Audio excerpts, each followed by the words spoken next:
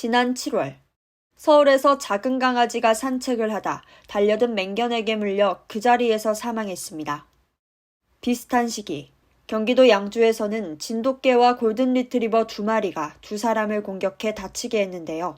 두 개물림 사고의 공통점은 바로 입마개를 하지 않았다는 점. 역시 입마개를 하지 않은 풍산개가 다른 사람을 물어 다치게 한 것과 관련해 얼마 전 항소심 재판부가 1심과 같이 벌금 200만 원을 선고했는데요. 맹견에 해당하지 않는다는 이유로 입마개를 통해 사고를 미연에 방지해야 할 주의 의무가 없는 것은 아니다라는 판결을 했습니다.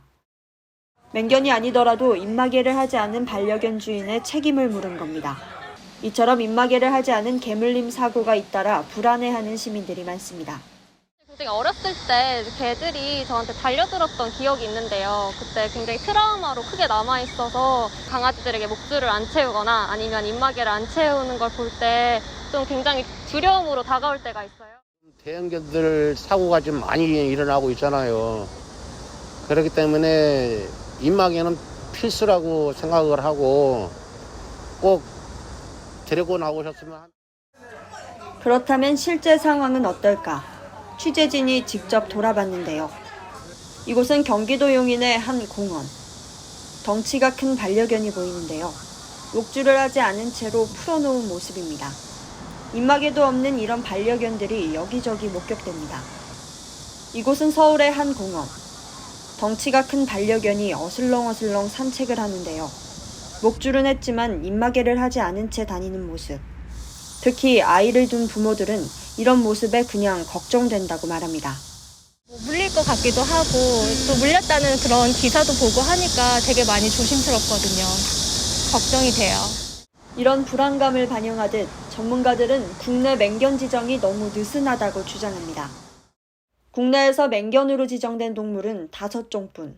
일반 반려견으로 인한 개물림 사고가 많은 만큼 맹견 지정 범위를 확대해야 한다는 지적입니다. 우리나라에서는 그 맹견이 그 5종뿐이지만은 그 이제 밑에 급들 그런 견종들도 다른 나라에서는 맹견으로 규정을 하고 있거든요. 준맹견급에 해당되는 그런 견종들에 의한 사고가 많단 말이죠. 안전조치 의무를 제대로 지키지 않는 반려견주 단속에도 어려움이 많은 실정.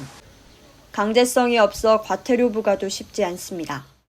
과태료 부과하기가 힘든 부분 중에 하나가 신분증을 요구를 하면 신분증들을 제시를 안 해주시기 때문에 근데 그걸 저희가 강제할 수 있는 방법이 없어요.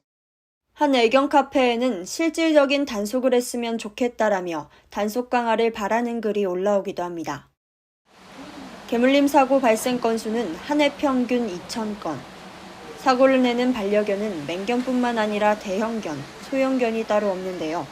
입마개 의무화 대상을 확대해야 하는 것이 아닌가 하는 목소리가 커지고 있습니다.